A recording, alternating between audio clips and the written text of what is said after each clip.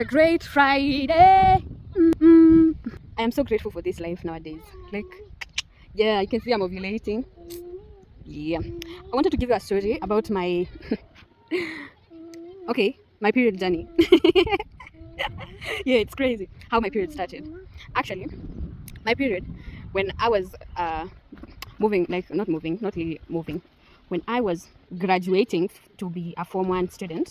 Usikule hiyo kitu. Wachana nayo itakunini wewe. Guy, tupa. I want to buy him a blue bag. This was like the girl's bag when she was like in, I think in nursery or PP something. Hey, the sun is touching over me. So let me just like sit down. So when I was going to Form 1, I was doing my KCPE. Those days, my tummy became big. And you know, in the village, and I didn't know what was happening in the village. And those times, my mother and my father were not apart, because when they were apart, my mother left my father in Kijabi, near Kijabi. It is a village there. And so that time was before my mother came to Naivasha. And those days is when I was staying in Koryo and with my father and mother. My mom was always a teacher. So yeah, we were in the village. And everybody in the village, when your tummy is like even bloated, they think that you're pregnant. And those days, my tummy was not even hurting, and my tummy was like big. I don't know like how big I can say, but it looked big. It looked like someone who is having a baby. And one day is when it was on a Sunday. I remember very well. On a Sunday, I couldn't wake up. The pain on my tummy was like vigorous. You know, like the painest pain you have ever seen. Where Karanja wewe? Tanyamaza ni make video. And I can remember on that Sunday I had gone to Kijabi. I've told you like the place, my village, it was called Koryo, and then it's near where I'm married. So my sister, my first born sister, she's called Lois. I went to her place and she was living there. Actually, she is a go-getter, that woman. She was driving a matatu. Imagine in Kijabi where people are expected a man's job and a woman's job, you know. And she even rode a Buddha Buddha. And that's where I get the inspo from, because she was a go-getter and I could see that from my young age. When I was in class 8, that was like 14 years. So I was so little. And I told you my tummy was big. And that time I was staying with her children. And in this morning, I woke up with a lot of pain, and she told me she was going to take her children to outing. And I said, I don't want to go. But what followed next was crazy. So I didn't eat even my breakfast. That was like a trigger. And she was afraid that she's leaving me in the house alone. She even called mom and told when my mother was called. Imagine this boy had left us. He's running, coming back to us, and he's crying that we are leaving him and he had left us. So we are going to the shop as I tell you the story. So guys, my mom was called, my mom was going to church, everybody was going somewhere. I was just in the house, and the pain had not been big, and I thought it was like a tummy. So I was not even afraid that anything was going on. At that time, I know you're going to think, it's not a big deal. Wait till you feel my pain. So at that point, I remember it was like 11. I had not eaten anything, and now the pain was like adding and adding up. And I was like, Jesus, just help me, because I don't know what is this. Am I dying? Because the pain was like big, the biggest pain, you know. Like right now, I am used to pain. Those days, when I was so young, I didn't know what was happening, you know, and I wouldn't even relate to a period pain and say this is. So that was the biggest pain I have ever had in my life. And I remember going to the toilet and feeling like I want to push something out, like number 2, and it's not getting out. Guys. So the whole day, the pain had like added up. I remember calling the neighbor and telling her to call my sister, because the pain was getting worse, guys. So she called my sister, and my sister told her that she was not able to come. So the only one who could come is my mom from church to tumepanda huko juu Karanja. So my mom had to come from church to my sister's place. And those days, mind you, I knew who Kim was. And he was just a young man, like starting out. He had gotten out from, I think, from 4, and that was the only shop, the biggest shop in Kijabi, like, you know, the trendy things. So mind you, I'm just saying this because I married him. So those days, my mom came out, I think at 3. Remember, I have not eaten lunch. I'm just feeling pain. I'm not even able to watch anything on TV. Imagine how vigorous that thing was. I hate walking this. I'm holding my shoes here Nowadays I'm wearing shoes. I don't want to be teacher Crocs, to be nicknamed like that. So guys, my mom came at 3 and she found me and she was asking me, what is it? Are you okay? And the pain was now adding up and she found me crying. And I told her, the pain is too much. Mom, let's go to the hospital. And when I stood up, she looked at my tummy for like minutes. And she wondered, is this girl pregnant? But she didn't ask me anything. So we went just to the Kijabi hospital because it's near where my sister was. You know, it's Kijabi. When one day I'll go back, I'll show you what I'm talking about. So guys, we went to the hospital. It was like I think it was like 4. Hey, the croc always always confusing me. So guys, we are here. You can see, I think the sky is always so beautiful and it makes me the center, so that's why I talk down here mostly. So guys, we went to the hospital. It was like 4. My mom was okay. I was able to walk, and we went to Kijabi hospital. And when we went to Kijabi hospital, we stayed in the line, and also we had to pay a fee because I don't have like the card for the hospital. We had to pay a fee, so we stayed in the line. My mom was sitting in the benches. Kijabi is so cold. We didn't have a lot of blankets. I remember my sister came out of work so that she can bring us blankets. That was like in 9. Yeah, the time was 9. And when she brought the blankets, we were just there. My mother was sleeping in the benches, waiting for the big line to end. I was not able to sleep. The pain was paining me. And remember, people in Kijabi know us. So, and they're seeing my tummy, and they're saying maybe I am pregnant at 14. That's Mount Longonot on this. There's a mountain that I love so much. It's that mountain. I'm drawn to it. If I would buy a shamba here like every day, I would be very happy. So I was saying, guys, we stayed in the bench. The line was not even going. I don't know why it was like the longest line, and it was Sunday. Yeah. And when the line ended, it was like 11. Yeah, 11 at night. And I remember myself just wondering why this line is big and the pain is just too much for me. And at this point, the pain is not as much as it will be at the end. Okay? So, oh my God, I remember myself asking myself why this thing is happening. Why am I sick? And I remember the traumas that I used to have, that when people are doing like a great exam, they get sick so that they cannot do that. Like, you know, I'm a Christian raised child, and the theories are so many in our home. So guys, oh my God, the view. I wish I could walk like this so that you can see. So guys, yeah, those times I hope I don't fall. We were called in by a nurse, and that nurse, the raciest, I don't know if it's racist or poor racist, like looking at people whether they're poor or rich woman you have ever seen. My mom has a turban. She's kind of old, and we don't have a lot of money, and we didn't look like so much clean. And that nurse just looked at me and just said, you just tell your mother the truth. Did you do like tabia mbaya? Did you do some bad stuff? That's what she said in direct translation. Like she meant, did I do sex? I was at 14. I didn't know what she was talking about, but that made me like wonder, am I Mary, mother of Jesus? Oh, look at the ocean, the lake. Am I the mother of Jesus? Are people gonna believe that it's the Holy Spirit? Because why would she say that I'm doing stuff? Remember, my tummy is so big. Yeah. And she put me on the bed, the hospital bed, and she examined my tummy. It was not going back, just like the pregnant woman's, you know, the pregnant woman's tummy. And she went in and called my mother in and told her, without examining, without taking tests, she told my mom, your daughter, in Kikuyu, she thought my mother was not educated. In Kikuyu, my mother is very educated. You have seen my video. My mother is very educated. Even now, she's old. Imagine her English when I was young. You know, she was the most educated woman I've ever seen in my life. She educated me even from class 2 to class, when she saw that my school is not doing well, class 2 to class 5. And then I went to Naivasha Central when they broke up. So she was the most what? The most intelligent woman I knew on those days. And I remember, let me go to the shop first. Let me continue talking. Yeah, I remember myself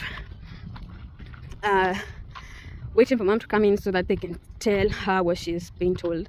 And when my mom came in, the nurse said, your girl is pregnant. And my mom was so disappointed in her because she has not taken any tests. Views here are insane guys.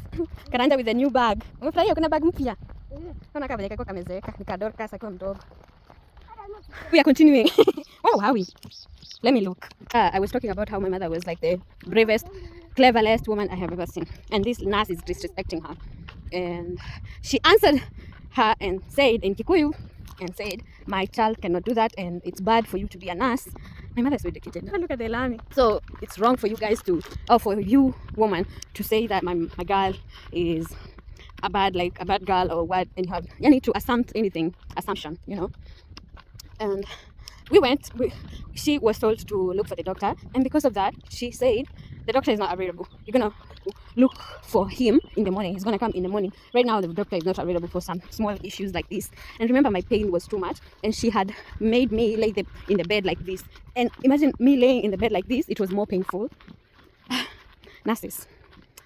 Public hospital. That time, the hospital was not bought by the government. No, it was like government owned, I think. Now it's someone's property, that hospital. And you know, they charged us like 2K for the this is so bad actually. I remember and I feel so bad. I want to be blessed so that I can bless my mother because she had all that done. And I was even praying that I'm not pregnant because she has been scolding people and I'm not.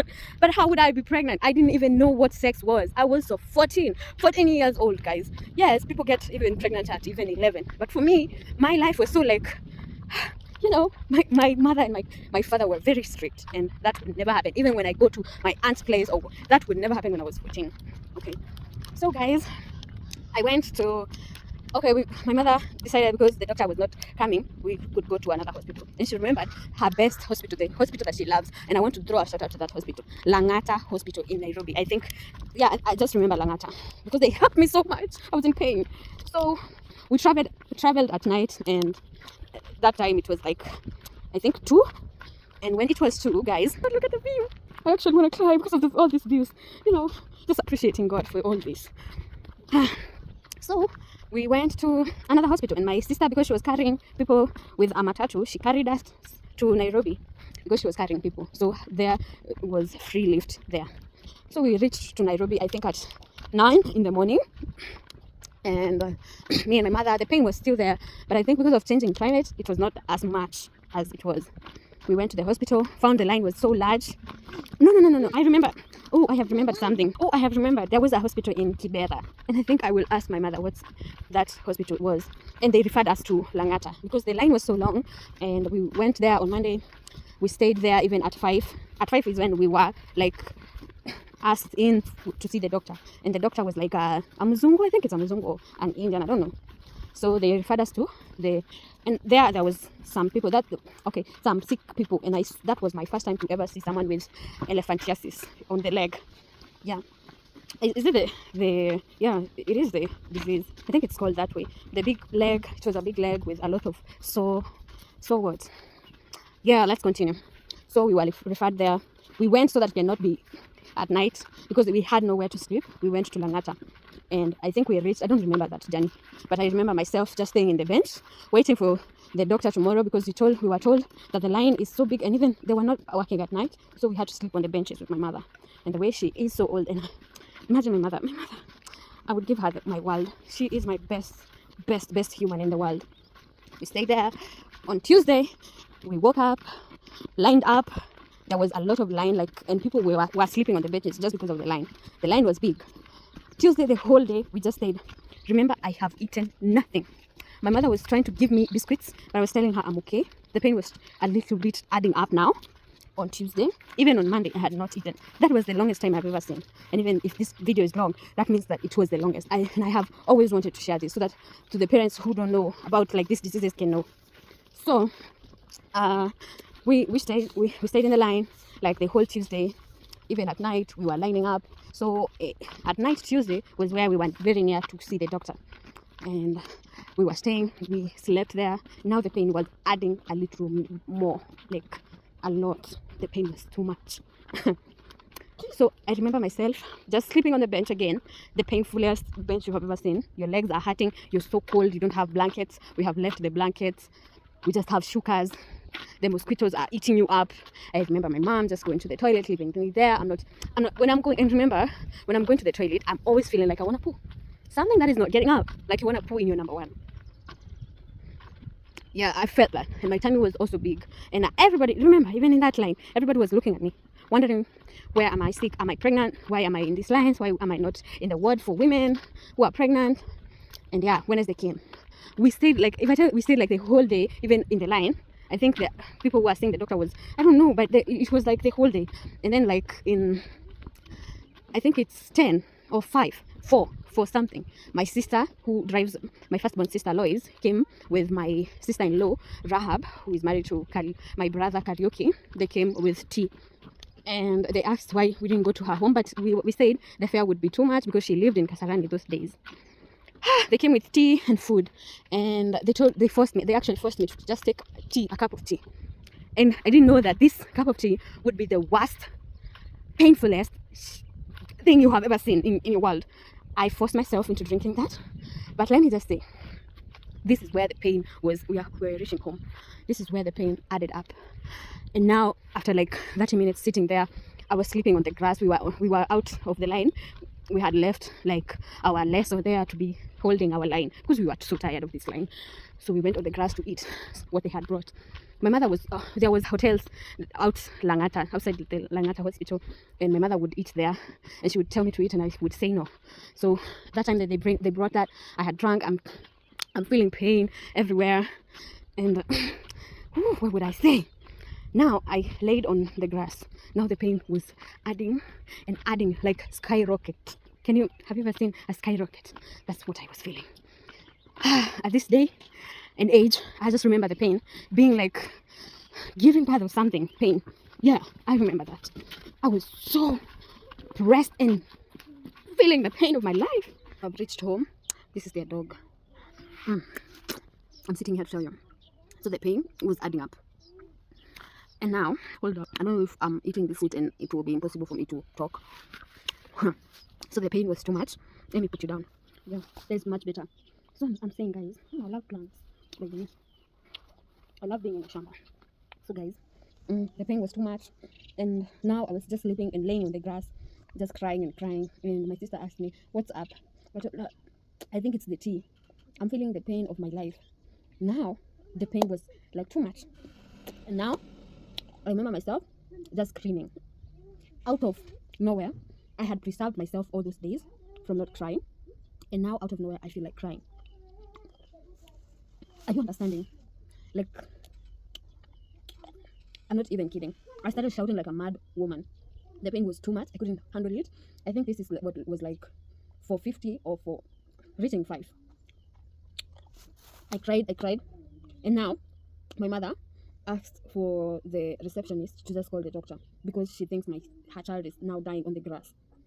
I don't know what they said, but I remember myself being carried, put on the hospital bed again. I was laying like this on that bed, sideways, And guys, I remember myself, I hate saying like that. I remember myself just crying and crying, shouting, crying. I didn't even know who removed my clothes. The pain was too much. And I think for them to shut me up, they just dozed me off. I don't know what they did. Because I found myself waking up, I think at 7 or 8. And I woke up with no pain.